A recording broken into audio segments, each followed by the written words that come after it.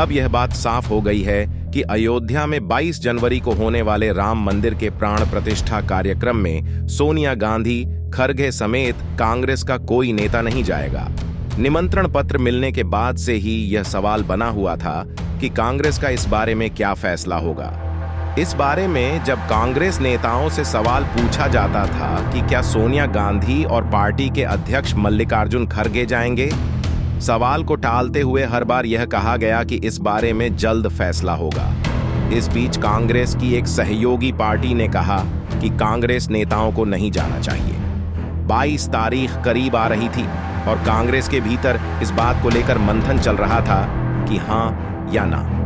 वर्तमान राजनीति, आने वाला समय और 2024 के चुनाव को ध्यान में रखकर आखिरकार कांग्रेस ने राम मंदिर के लिए निमंत्रण ठुकराने का जोखिम उठा लिया। आरएसएस ने, बीजेपी ने 22 तारीख को एक चुनावी फ्लेवर, पॉलिटिकल फ्लेवर दिया। कांग्रेस ने इसे बीजेपी और आरएसएस का कार्यक्रम बता दिया। कांग्रेस ने राम मंदिर के प्राण प्रतिष्ठा कार्यक्रम में नहीं जाने का यह जोखिम तो उठा लिया, लेकिन कई सवालों का जवाब देना उसके लिए मुश्किल होगा। साथ ही यह समझना भी जरूरी है कि आखिर कांग्रेस ने यह फैसला क्यों लिया। नंबर 1, सॉफ्ट हिंदुत्व की राह पर चले, लेकिन वोटर्स ने दिखाया रेड सिग्नल सॉफ्ट हिंदुत्व। इसको लेकर कांग्रेस के भीतर और बाहर चर्चा काफी समय से है। राहुल गांधी, प्रियंका गांधी की ओर से इस दिशा में कोशिश भी हुई। चुनाव के वक्त मंदिर में इन दोनों नेताओं के जाने की जब भी तस्वीर आती, उन पर बीजेपी सवाल उठाती।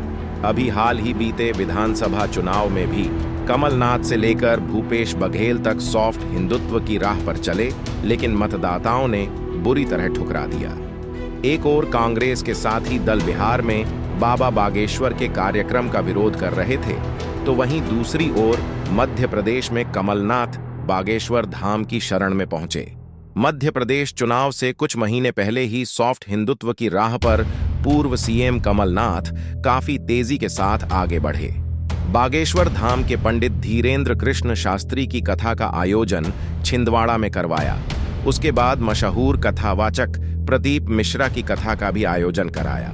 इन कथाओं में भीड़ तो आई, लेकिन वोट न मिल सका। छत्तीसगढ़ प्रभु श्री राम का ननिहाल है। उन्होंने अपने वनवास काल में समय छत्तीसगढ़ में भी बिताया था। छत्तीसगढ़ के पूर्व सीएम भूपेश बघेल की ओर से रामवन गमन पथ पर पूरा जोर लगाया एंड कहा गया कि कांग्रेस इसके जरिए चुनावी नैया पार लगाना चाहती है। रामवन गमन पथ और राम का ननिहाल जैसे कोर हिंदुत्व मुद्दों का भी राजनीतिक फायदा कांग्रेस को चुनाव में नहीं मिला।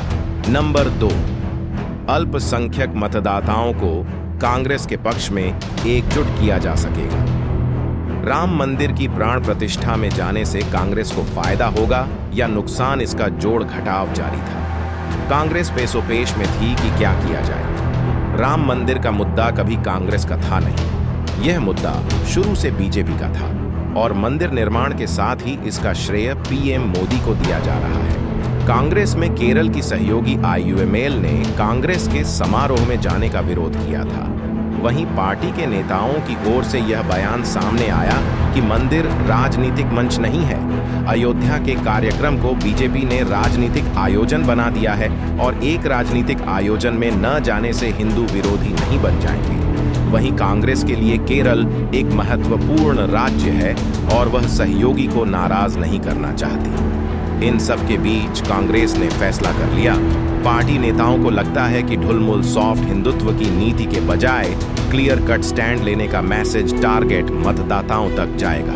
नंबर 3, नकली और असली हिंदुत्व वाले नैरेटिव का कांग्रेस के पास जवाब नहीं था।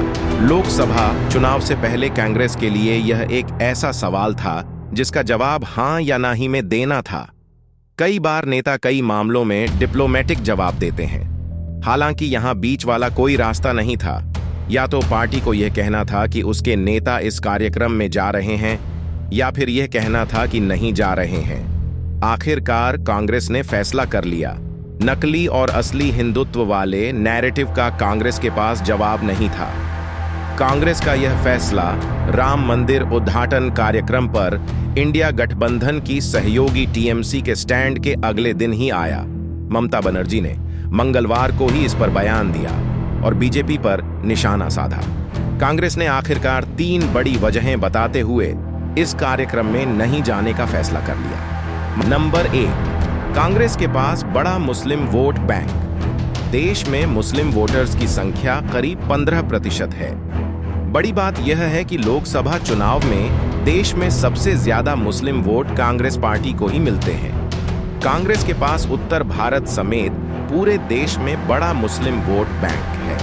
पिछले चुनाव में उत्तर भारत के कई राज्यों में कांग्रेस को 50% से ज्यादा मुस्लिमों ने वोट किया था, यानी आधे से ज्यादा मुस्लिम वोट बैंक कांग्रेस के पास है। जबकि देश भर में भी सबसे ज्यादा मुसलमानों ने कांग्रेस को वोट देकर पसंद किया था।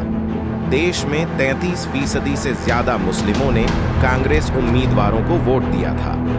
जानकार कहते हैं कि पार्टी अगर अयोध्या जाती तो इससे एक बड़ा वर्ग नाराज हो सकता था और इसका खामियाजा कांग्रेस को चुनाव में भुगतना पड़ता।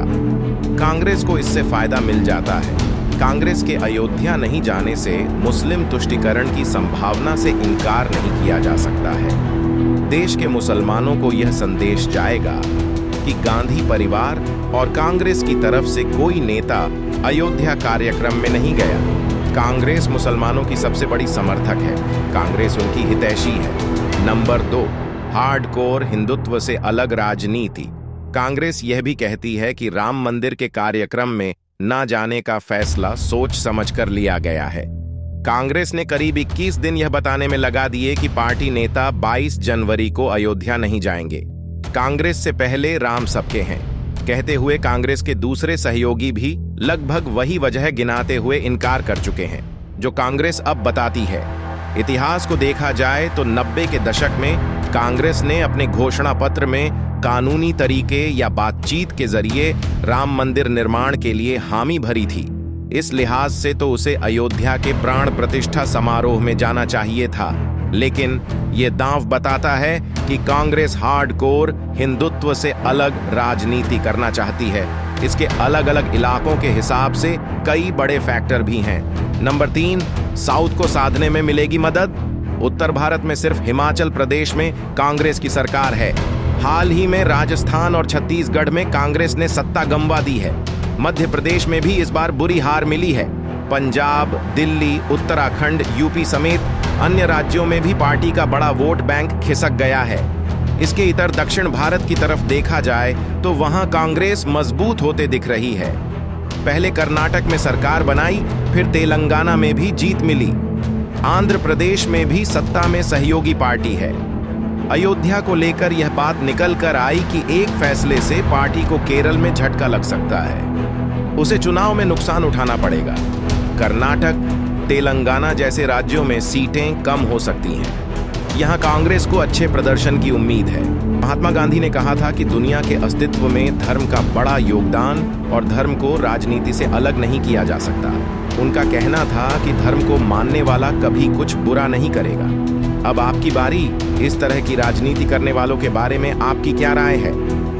जो कांग्रेस बीजेपी पर धर्म की राजनीति करने का आरोप लगाती है, वही कांग्रेस सत्ता का सुख भोगने के लिए धर्म को गाली देने वालों को गले लगाती है। अपना राय कमेंट करना ना भूलें। ये जानकारी आपको कैसी लगी कमेंट करके अपनी राय जरूर दें। अगर जानकारी अच्छी लगी हो तो चैनल को सब्सक्राइब करें और ओपन आई के हर एक अपडेट के साथ अपने दिल और दिमाग को ओपन रखें। मिलते हैं अगले वीडियो में। ओपन आई से जुड़ने के लिए धन्यवाद।